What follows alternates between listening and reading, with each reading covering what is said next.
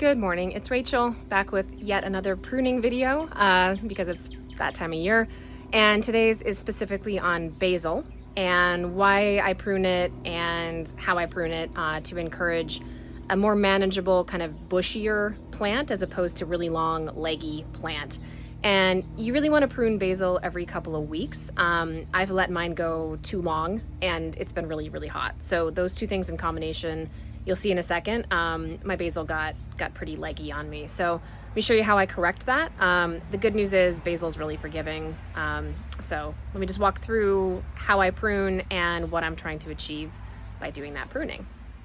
So I've started this process on my basil, and right now I have two basil. Well, I have three. So quickly, I do actually have a little Thai basil, kind of spicy glow basil down there, which is a little guy and doesn't require as much.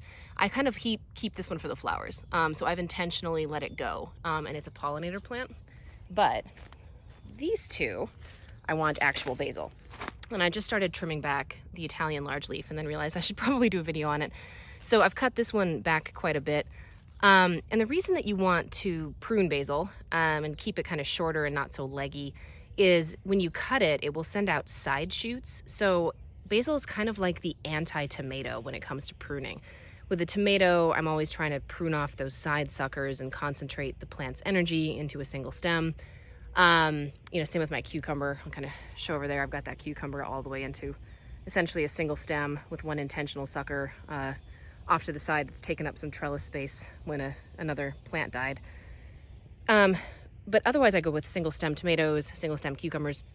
With basil, you're actually trying to encourage side bushy growth. And so kind of go down here. You can see, hopefully, that fairly recently, I did go through and prune out this basil, and this little stub here in the middle is what I pruned off, and the plant shot out side growth. So this one here and this guy here came out because I cut the single stem, or cut the middle stem. And when you do that, the side growth produces a lot of leaves, which is what we're trying to get, and it's less likely to bolt in the heat.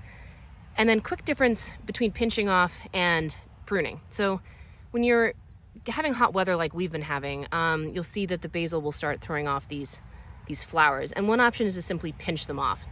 And that will help encourage it to, produce leaves instead of flowers. But if you want to prune, that's a little more aggressive. And so I'm going to show you where you want to prune. On a basil plant, it isn't just pinching off the tip. You want to go all the way kind of down. Once the stem is longer than about 6 inches, it's time to prune it.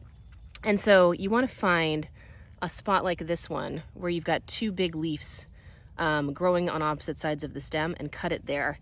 It'll set like other smaller leaves all along the stem.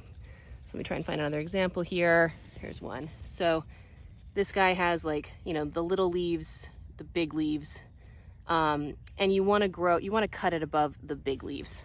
And I'm just going to go into this guy, try and film this as I do it. Okay, so here's the stem, the big leaves, and I'm just going to cut it off right there.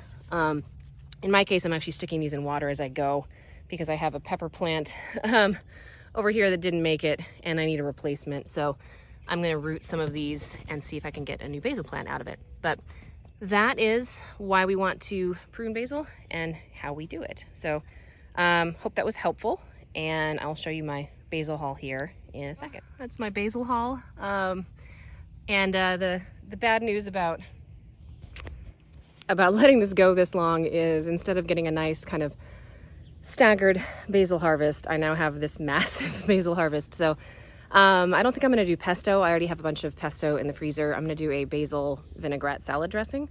But yeah, that's the disadvantage of not pruning your basil regularly, is that when you do, you end up with a lot of it all at the same time. But that can be a good thing if you want to make pesto. So anyway, I hope that was helpful. Let me know if you have any questions, or if this didn't make sense in any way, and I can try and answer them.